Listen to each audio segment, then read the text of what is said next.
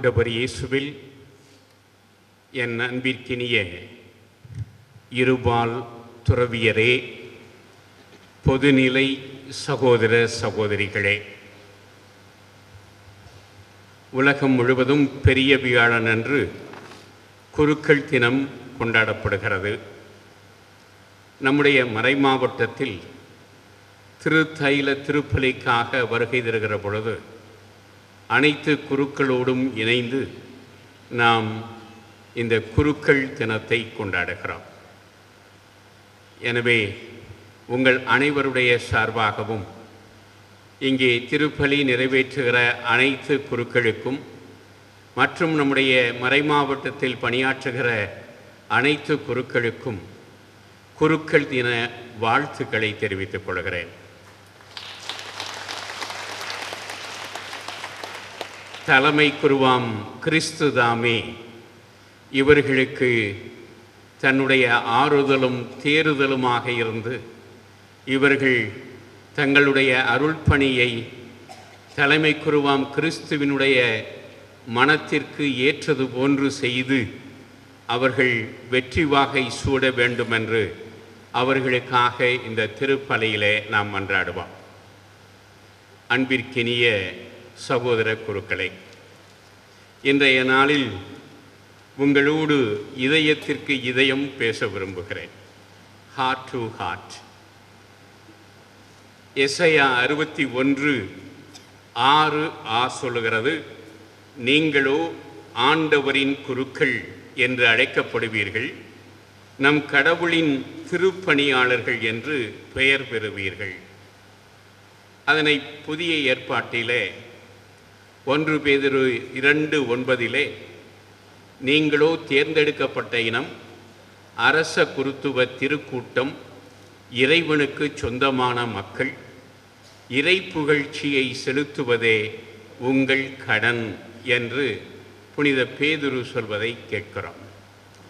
இங்கே குருக்கள் என்று இந்த 2 நூல்களிலும், பழைய ஏற்பாட்டில் எசையா நூலிலும் புதிய ஏற்பாட்டிலே புனித பேதுருவின் முதல் திருமடலிலும் அழைக்கப்படுவது யார் என்று சொன்னால் திருமுழுக்கு பெற்ற அனைவரும், இறைவனுக்கு சொந்தமான அனைவரும் குருக்கள்.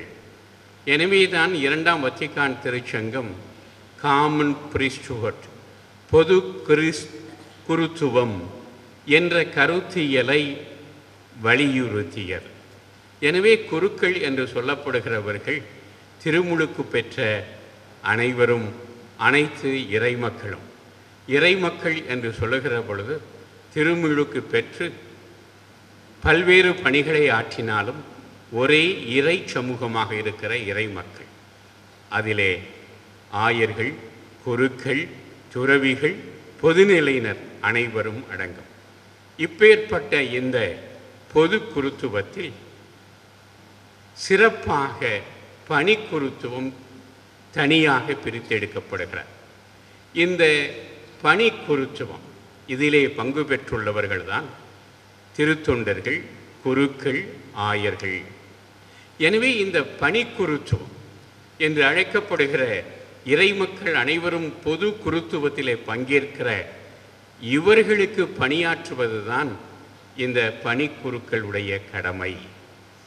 எனவே பணிக்குருத்துவத்தினுடைய மாண்பும் மதிப்பும், இதனுடைய மகிழ்ச்சியும் நிறைவும், ஏன் வெற்றியும் எதில் அடங்கியிருக்கிறது என்று சொன்னால், பணிக்குருத்துவத்தில் பங்கேற்றுள்ள அனைத்து குருக்களும் இந்த பொது குருத்துவத்தில் பங்கேற்றுள்ள இறை மக்களுக்காக பணியாற்றுவதில்தான், பணியாளர்களாக இருப்பதில்தான் குருத்துவத்தினுடைய மாண்பும் மதிப்பும் அடங்கியிருக்கிறார்.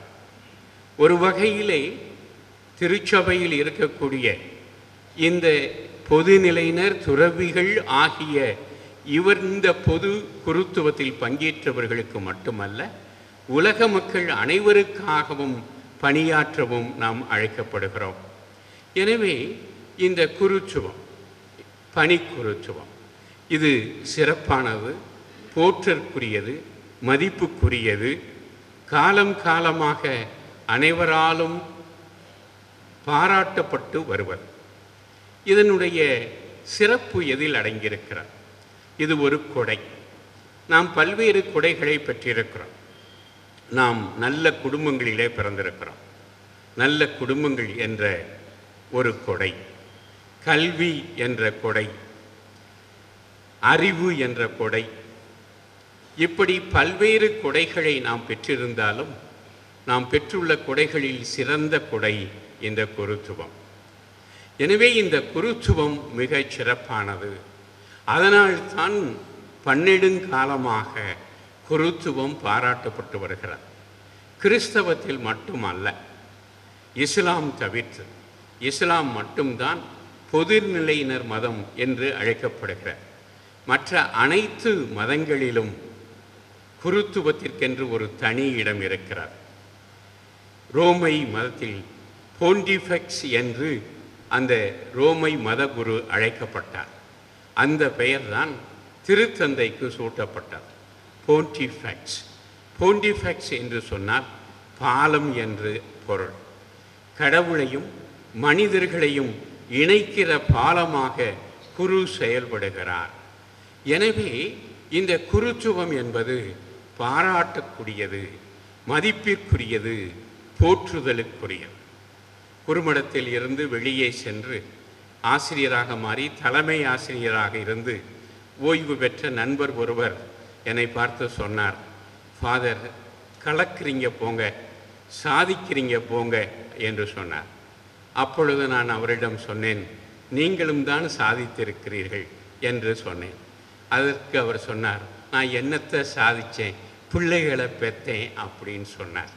நாம் ஒரு சில பிள்ளைகளை அல்ல, ஒரு சில 100 பிள்ளைகளை, பல்வேறு குழந்தைகளுக்கு, அனாதை குழந்தைகளுக்கு, ஆதரவற்றவர்களுக்கு, ஏழை எளியவர்களுக்கு தந்தையராக இருக்கிறோம்.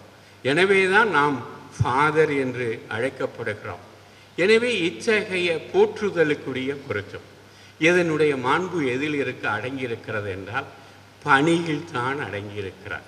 இன்றைய 2வது வாசகத்திலே புனித பவுல் தீத்துவுக்கு எழுதிய திருமடலிலே சொல்லுகிறார், ஒரு படைவீரன் வேறு எந்த வேலையிலும் அவன் தன் கவனத்தை செலுத்துவதில்லை, வேறு எந்த வேலையையும் செய்ய வேண்டும் என்று விரும்புவதில்லை.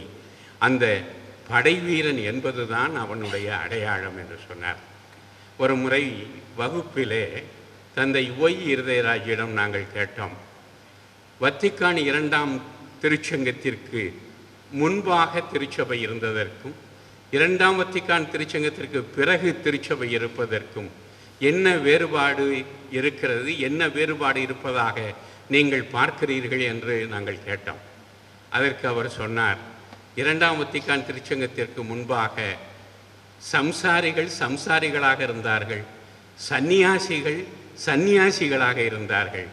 2ஆம் வத்திக்கான் திருச்சங்கத்திற்கு பிறகு சம்சாரிகள் சந்நியாசிகளாக மாற விரும்புகிறார்கள், சந்நியாசிகள் சம்சாரிகளாக மாற விரும்புகிறார்கள் என்றார். இதில் அவர் நகைச்சுவையாக சொன்னாலும் கூட இந்த ஒரு சோதனை நமக்கு வரலாம். நாம் வேறொன்றை செய்வது, வேறொரு தொழிலை செய்வது, வேறொன்றிலே கவனம் செலுத்துவது, அப்படி என்றால் அது புகழுதலுக்குரியதல்ல, போற்றுதலுக்குரியதல்ல. நாம் எதற்காக அழைக்கப்பட்டோமோ அதில் நிலைத்திருப்பதில் தான் நம்முடைய வெற்றி, நம்முடைய மாண்பு அடங்கியிருக்கிறது. எனவே நாம் குருக்களாக இருப்பதற்காக அழைக்கப்பட்டிருக்கிறோம். உலகம் முழுமைக்கும், குறிப்பாக கிறிஸ்தவ நம்பிக்கையாளர்களுடைய பணியாளர்களாக இருப்பதற்காக நாம் அழைக்கப்பட்டிருக்கிறோம். அவர்களுடைய பணியாளர்கள் என்று சொன்னால் யார் யாருக்கு முதலாளிகள்? நாம் அவர்களுக்கு முதலாளிகள் அல்ல, அவர்கள்தான் நமக்கு முதலாளிகள். எனவே ஏன் காரணம், நாம் அவர்களுக்காக, அவர்களுக்கு பணி செய்ய நாம் அழைக்கப்பட்டிருக்கிறோம். அண்மையிலே நடைபெற்ற பிப்ரவரி மாதம் நடைபெற்ற அகில இந்திய ஆயர் பேரவையிலே ஆயர்கள் அனைவரும் குறிப்பிட்ட ஒரு கருத்து, நாம் எல்லோரும் மறை மாவட்டங்களுக்கு செல்லுகிற போது திரும்பி சென்ற பிறகு நாம் நம்முடைய குருக்களிடம் சொல்ல வேண்டுவது, கிளரிக்கலிசத்தை நீங்கள் தவிர்த்து விடுங்கள் என்று சொல்லுங்கள் என்று கேட்டுக்கொண்டார்கள். கிளரிக்கலிசம் என்று சொல்வது என்ன? தான் ஒசத்தி, நான் ஒசத்தி, நீ தாழ்ச்சி. நான் சொல்கிறத நீ கேட்கணும், நீ சொல்கிறத நான் கேட்க வரல என்று சொல்வது. எனவே இந்த கிளரிக்கலிசம் முழுமையாக தவிர்க்கப்பட வேண்டும். காரணம் என்ன?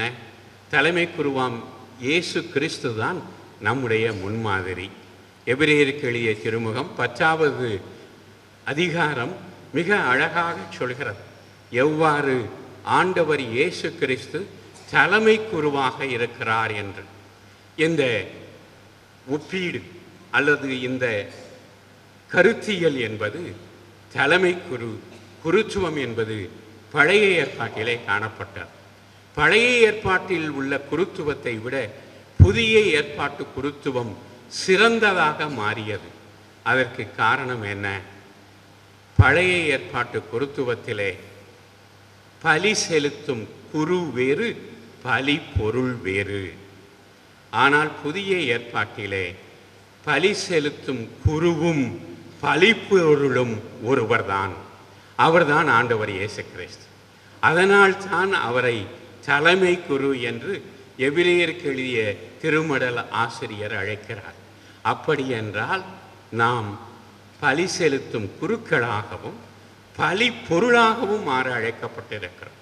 நம் ஆண்டவர் இயேசு கிறிஸ்து எல்லாவற்றையும் துறந்து முதலிலே இறைமகனாக இருந்தவர் மனிதனாக மாறியதால் இறை தன்மையை துறந்தார். அதன்பின் ஏழைகளோடு ஏழையாக வாழ்ந்து இறுதியிலே சிலுவையில் அடிமை போன்று தன் உயிரை கொடுத்தார். எனவே தன்னையே முழுமையாக அவர் கையளித்த காரணத்தினால், கெனோசிஸ், தன்னை இழந்த காரணத்தினால் தான் 2000 ஆண்டுகளும் அவரை மிகப்பெரிய தலைமை குருவாக போற்றி மகிழ்கிறது. அவர் மீட்பராக மாறினார். எனவே நம்முடைய பணி என்பது இறை வார்த்தையை அறிவிப்பது. இறை வார்த்தையை அறிவிக்க வேண்டும் என்றால் இறை வார்த்தையை அறிந்திருக்க வேண்டும். என்றோ ஒரு நாள் குறுமுடங்களிலே படிக்கிற பொழுது வாசித்த இறை வார்த்தை அல்ல, ஒவ்வொரு நாளும் வாசிக்கப்பட வேண்டிய இறை வார்த்தை. அப்படி ஒவ்வொரு நாளும் இறை வார்த்தையை வாசித்து, இறை வார்த்தையை சுவாசித்து, இறை வார்த்தையை மக்களுக்கு அறிவிக்க வேண்டும். அப்பொழுது நம்முடைய மறையுரை என்பது வெற்று சாலங்களாக, வெற்று வார்த்தைகளாக இல்லாமல் உள்ளத்தை தொடுகிற வார்த்தைகளாக இருக்கும். ஆண்டவர் இயேசுவினுடைய வார்த்தைகளை கேட்டவர்கள் உள்ளம் குத்தப்பட்டவர்களாக, உள்ளத்திற்குள் அந்த வார்த்தை சென்றதை அவர்கள் பார்த்தார்கள். அதே போலதான் திருமுழுக்கு யோவானுடைய வார்த்தை, அது மக்களுடைய இதயத்தை தைத்தது. எனவே நம்முடைய இறை வார்த்தை பகிர்வு என்பது இறை வார்த்தையை வாசித்து அன்றைய வாழ்க்கை சூழலுக்கு பொருத்தி அதனை செய்தியாக வழங்குவது.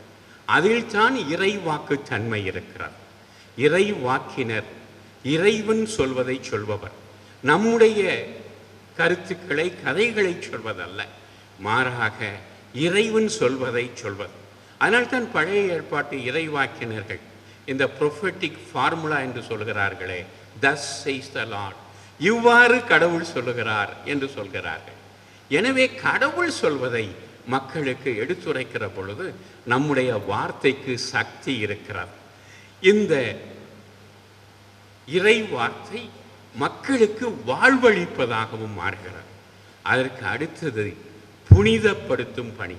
நம்முடைய அருளடையாள கொண்டாட்டங்கள், அனைத்து அருளடையாள கொண்டாட்டங்களும் மக்களை புனிதப்படுத்துவதற்காக தரப்பட்டிருக்கின்றது. அருளடையாளங்கள் கண்ணால் காண முடியாத கடவுளின் அருளை தருகிற காணக்கூடிய அடையாளங்கள். எனவே கடவுளுடைய அருளை தருகிற அடையாளங்கள் அல்லது வாய்க்கால்கள், கருவிகள். எனவே அவற்றை நாம் பொருள் உணர்ந்து முதலில் நாம் விசுவசித்து மக்களுக்கு வழங்க வேண்டும். அப்படி புனிதப்படுத்தி அருள் வாழ்விலே அவர்களை வழிநடத்துவதுதான் அருளாட்சி பணி. ஆட்சி பணி அல்ல, தலைமை பணி அல்ல, மாறாக அருளாட்சி பணி. இந்த அருளாட்சி என்பது எளிமையில், பணிவில், தன்னை துறப்பதில், தன்னை வெறுமைப்படுத்துவதிலே அது முழுமை பெறுகிறது. இப்பேற்பட்ட குருத்துவ பணி, மாண்புக்குரிய பணி இந்த பணியை ஆற்றுவதற்காகத்தான் நாம் அழைக்கப்பட்டிருக்கிறோம். இந்த பணியை இப்படி ஆற்றினோம் என்று சொன்னால் எப்பொழுதும் நம்முடைய உள்ளத்திலே மகிழ்ச்சி இருந்து கொண்டிருக்கும். சில சமயங்களிலே சில பொருட்கள், நான் தனிமையாக இருக்கிறேன், அதனால் வாடி போயிருக்கிறேன், சோகமாக இருக்கிறேன் என்று வந்து சொல்வதை நான் கேட்டிருக்கிறேன். பேராசிரியராக, அதற்கு பிறகு ஆயராக நான் என்னுடைய தனிமை என்னை வாட்டுகிறது. நான் கேட்பதுண்டு, யார் சொன்னதுப்பா நீ தனிமையாக இருப்பதாக? கடவுள் உன்னோடு இருக்கிறார், உன்னை அழைத்த இறைவன் இருக்கிறார், இந்த திருவிவிலியம் உன் கையிலே இருக்கிறது, எனவே நீ தனிமையாக இல்லை. ஆனாலும் இந்த இறை வார்த்தையை வாசிக்காமல், இறைவனுடைய தோழமையில் இல்லாமல், இறை புனிதத்தில் இல்லாமல் இருக்கிற பொழுது தனிமை வரும், சோகம் வரும், துன்பம் வரும், துயரம் வரும். இந்த வாரத்திற்கான நம்வாழ்வு இதழிலே ஒரு செய்தியை ஒரு அருள் பணியாளர் எழுதியிருக்கிறார். ஒரு அருள் பணியாளருக்காக படித்து அருள் பணியாளராக ரோமையிலே குருப்பட்டம் பெற்ற ஒருவர் திடீரென பிச்சைக்காரர்களோடு உட்கார்ந்து பிச்சை எடுத்து கொண்டிருந்தாராம். அவரோடு படித்த குருமானவர், அதற்கு பிறகு குருவானவர் அவரை அடையாளம் கண்டு, நீங்கள் என்னோடு படித்தீர்கள் அல்லவா, நீங்கள் குருப்பட்டம் பெற்றீர்கள் அல்லவா, இப்பொழுது பிச்சை எடுத்து கொண்டிருக்கிறீர்களே என்று கேட்டார். ஆம், எனக்கு பல்வேறு சோதனைகள் வந்தன, சோதனைகளுக்கு நான் ஆளானேன், அதனால் என் குருத்துவம் என்னிடமிருந்து அகற்றப்பட்டது, எனவே நான் பிச்சை எடுத்து கொண்டிருக்கிறேன். அதற்கு பிறகு நான் நம்பியவர்களெல்லாம் என்னை விட்டு போய்விட்டார்கள், எனவே பிச்சைக்காரனாக மாறிவிட்டேன் என்று சொன்னாராம். இது இவருடைய உள்ளத்தில் அழுத்தி கொண்டே இருந்தது. இந்த குருவானவர் படிப்பை முடிக்கிற பொழுது திருத்தந்தை 2ஆம் ஜான் பவுலோடு திருப்பலி நிறைவேற்றுவதற்கு வாய்ப்பு. அவர் காலத்திலே குருக்கள் சென்றோம் என்றால், நான் கூட இளம் குருவாக அவரோடு அவருடைய தனி கோவிலிலே திருப்பலி நிறைவேற்றியிருக்கிறேன். அப்படி இவர்கள் திருப்பலி நிறைவேற்றி விட்ட பிறகு வழக்கமாக திருத்தந்தை வந்து கை கொடுப்பார். அப்பொழுது இந்த குரு சொப்தமாக, திருத்தந்தையே, ஒரு குரு திருச்சபை விட்டு போய்விட்டு பிச்சை எடுத்து கொண்டிருக்கிறார், அவருக்காக ஜெபித்துக் கொள்ளுங்கள் என்று சொல்லிவிட்டார். திருத்தந்தையினுடைய உதவியாளர்கள் இப்படி எதையும் சொல்லக்கூடாது திருத்தந்தையிடம். அவரிடம் ஸ்தோத்திரம் சொல்லிட்டு அவர் கொடுக்குற ஜமாலை வாங்கிட்டு வந்துடணும். உடனே பின்னால் இழுத்து கொண்டு போய் வெளியே அனுப்பி விட்டார்கள். ஆனால் 4 நாட்கள் கழித்து திருத்தந்தையிடமிருந்து, வத்திக்கானில் இருந்து ஃபோன் வந்தது இந்த குருவுக்கு. நீங்கள் சொன்ன அந்த பிச்சைக்காரவரும் சேர்ந்து திருத்தந்தையோடு மாலை உணவுக்கு வாருங்கள், உங்களை திருத்தந்தை அழைக்கிறார் என்று செய்தி வந்ததாம். இவர் ஓடிப்போய் அந்த பிச்சைக்காரரை பார்த்து சொல்லுகிறார், இப்படி திருத்தந்தை நம் இருவரையும் மாலை உணவிற்கு அழைத்திருக்கிறார். ஐயையோ, நான் குளிச்சு பல நாள் ஆகிறது, என்னுடைய உடலெல்லாம் நாற்றம் எடுத்து கொண்டிருக்கிறது, என்னிடம் சரியான உடை இல்லை என்று சொன்னார். அவர் சொன்னார், நான் ஏற்பாடு செய்திருக்கிறேன், ஒரு அறைக்கு வந்து அங்கே குளித்து விட்டு சரியான உடையையும் எடுத்து வைத்திருக்கிறேன், செல்வம் என்று. அவர்கள் சென்றவுடன் திருத்தந்தை அவர்களை வரவேற்று அவர்களுக்கு இரவு உணவு கொடுத்திருக்கிறார். அதற்கு பிறகு இந்த குருவை தனியாக போக சொல்லிவிட்டு அந்த பிச்சைக்காரராக மாறிய முன்னாள் குருவோடு திருத்தந்தை பேசியிருக்கிறார். அவர் தன்னுடைய சோகத்தை எல்லாம் சொல்லி அழுதிருக்கிறார். உடனே திருத்தந்தையிடம் பாவ சங்கீர்த்தனம் செய்திருக்கிறார். அதன் பிறகு திருத்தந்தை சொல்லியிருக்கிறார், நீங்கள் இழந்த குருத்துவத்தை, உங்களிடமிருந்து எடுக்கப்பட்ட குருத்துவத்தை திருச்சபையின் தலைவர் என்ற முறையில் நான் மீண்டும் தருகிறேன். நீங்கள் இங்கிருந்து போய் நீங்கள் பிச்சை எடுத்துக்கிட்டு இருந்த அந்த கோவில் பங்கு சாமியாரை பாருங்கள், அவர் உங்களை துணை பங்கு தந்தையாக நியமனம் செய்வார். நீங்கள் கோவில்களிலே பிச்சை எடுக்கிற பிச்சைக்காரர்களுக்கெல்லாம் உதவி செய்வதற்காக உங்களை குருவாக நியமிக்கிறேன் என்று சொன்னார். எப்படி நம்முடைய குருத்துவத்தை நாம் இழந்தாலும் கூட அந்த குருத்துவத்தின் புனிதம் நம்மை திரும்ப காப்பாற்றுவதை பார்க்கிறோம். எனவே இதற்கு மிக முக்கியம் என்ன என்று சொன்னால், புனிதத்தை இழக்காமல் இருப்பது. புனிதம் மிக முக்கியம். புனிதம்தான் நமக்கு தனிமை இல்லாமல் ஆக்குவது, நமக்கு எப்பொழுதும் மகிழ்ச்சியை தருவது, எப்பொழுதும் தோழமையை தருவது, எப்பொழுதும் இளமையையும் பணியில் ஆர்வத்தையும் தருவது. நாம் பழைய ஏற்பாட்டில் பார்க்கிறோம். விடுதலை பயணம் நூல் 29:4 ஆரோனையும் அவனுடைய புதல்வர்களையும் குருக்களாக மாற்றுவதற்கு முன்பாக மோயிசனிடம் கடவுள் சொல்கிறார், ஆரோனையும் அவனுடைய புதல்வர்களையும் நீ சந்திப்பு கூடாரத்தின் நுழைவாயிலுக்கு அழைத்து வந்து அவர்களை தண்ணீரால் கழுவு என்று சொல்லுகிறார். மோயிசன் என்ன செய்கிறார் என்றால், லேவியராகமும் 8:6 ஆரோனையும் அவனுடைய புதல்வர்களையும் அழைத்து வந்து அவர்களை குளிப்பாட்டி விடுகிறார். காரணம், அவ்வளவு அழுக்கு அங்கே இருக்கிறார். எனவே அழுக்கானவர்கள் புனிதம் நிறைந்த திருப்பிடத்திலே பணியாற்ற முடியாது. அப்படி பணியாற்றினாலும் அந்த புனித பணிக்கான சன்மானத்தை பெற்றுக்கொள்ள இயலாது. எனவே நாம் அனைவரும் நம்முடைய அழுக்குகளிலிருந்து, நம்முடைய குறைபாடுகளிலிருந்து, நம்முடைய பாவங்களிலிருந்து கழுவப்பட வேண்டும். அதனால்தான் ஒவ்வொரு ஆண்டும் திருத்தையில திருப்பலியின் போது நாம் நம்முடைய குருத்துவ வாக்குறுதிகளை புதுப்பிக்கிறோம். இந்த குருத்துவ வாக்குறுதிகள் மிக தெளிவாக நாம் குருப்பட்டம் பெறுகிற பொழுது என்ன வாக்குறுதிகளை கொடுத்தோமோ அந்த வாக்குறுதிகளை நாம் புதுப்பித்துக் கொள்கிறோம். இது ஒவ்வொரு ஆண்டும் நாம் செய்கிற சடங்காக மாறிவிடக்கூடாது. இது ஒரு ஈவெண்ட்டாக மாற வேண்டும், ஒரு நிகழ்வாக மாற வேண்டும். நம் பலவீனங்களை, பாவங்களை கழுவி நாம் தூய்மையாக வேண்டும். நம்முடைய திருத்தொண்டர் குரு பட்டங்களின் போது கொடுத்த வாக்குறுதிகளை நாம் புதுப்பித்துக் கொள்ள வேண்டும். அப்படி இந்த புதுப்பித்தல் என்பது ஒரு புது நிகழ்வாகவும் மாற வேண்டும். இது ஈவெண்ட்டாக மாற வேண்டும் என்றால் மீண்டும் மீண்டும் அழுக்குகளை அப்பிக்கொண்டு மீண்டும் மீண்டும் கழுவுவது அல்ல, புழுப்பட்டத்தில் கொடுக்கப்பட்ட அருளை தொடர்ந்து வளர்த்துக் கொள்வர். ஆண்டவர் இயேசு என்ற அந்த தலைமை குருவினுடைய புனிதத்திலே கரைந்து விடுவர். அப்படி கரைந்து நாம் நம்முடைய குருத்துவ பணியை ஆற்றுவது. இன்னொன்று மிக முக்கியம், நாம் குருக்களாக, திருத்தொண்டர்களாக பட்டம் பெற்றது ஆயர்களுடைய கரங்களிலிருந்து.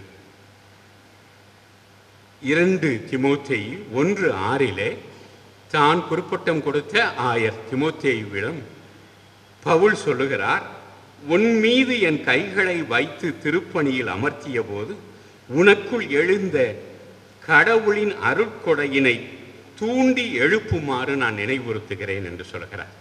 எனவே உன் தலையில் என் கைகளை வைத்து, எனவே குருப்பட்டம் என்பது, அதற்கு முன்னால் திருத்தொண்டர் பட்டம், இது ஆயருடைய ஆயர் என்ற முறையில் குருத்துவ முழுமையை பெற்ற அவர் வழங்குகின்ற பட்டத்தின் விளைவாகத்தான், அடையாளத்தின் வழியாகத்தான் எல்லோரும் குருக்களாக இருக்கிறோம். எனவே இந்த குருத்துவத்தினுடைய மாண்பும் வெற்றியும் எப்பொழுது எங்கு அடங்குகிறது என்றால், இந்த ஆயர் திருநிலையோடு, ஆயரோடு நெருங்கி ஒன்றித்து உறவில் வாழ்வது. சில சமயங்களிலே நான் நினைத்து பார்த்ததுண்டு, இக்குருக்களை எப்படி வகைப்படுத்தலாம்? 3 பிரிவாக பிரிக்கலாம். ஒரு பிரிவினர் இதே போன்று தீமோத்தேயு போன்று அவருடைய தலையில் கை வைத்த பவுலோடு தந்தைக்குரிய பாசத்தோடும் பணிவோடும் அவர் கொடுத்த வாக்குறுதிகளை, கட்டளைகளை ஏற்று திருப்பட்டத்தை, தன்னுடைய திருப்பணியை நிறைவேற்றிய தீமோத்தேயு போன்று ஒரு பிரிவினர். 2வது பிரிவினர் எப்பொழுதாவது ஏதாவது தேவைப்படுகிற பொழுது மட்டும் ஆயரோடு, ஆயரை வந்து சந்திப்பது, ஆயரிடம் கையெழுத்து வாங்குவது அல்லது ஆயரை பார்ப்பது. இந்த இன்னும் ஒரு பிரிவு இருக்கிறது, ஆயரோடு முரண்பட்டு இருப்பது. இந்த குருத்துவ நிலையில் தன்னுடைய பணிவை துறந்து முரண்பட்டவர்களாக, தான் என்பதில் தான் ஈகோவில் குருத்துவம் அடங்கியிருப்பது போல ஒரு பிரம்மையில் வாழ்வது. இதையெல்லாம் துறந்தவர்களாக இருக்க வேண்டும். இந்த ஆயர் என்பவர் யார் என்று சொன்னால், அவர் ஒரு கார்ப்பரேட்டின் சிஇஓ அல்ல, அவர் ஒரு மாவட்ட கலெக்டர் அல்ல, அவர் ஒரு எஸ்பி அல்ல. சூப்பரன்ற போலீஸ் அல்ல. ஆனால் அவர்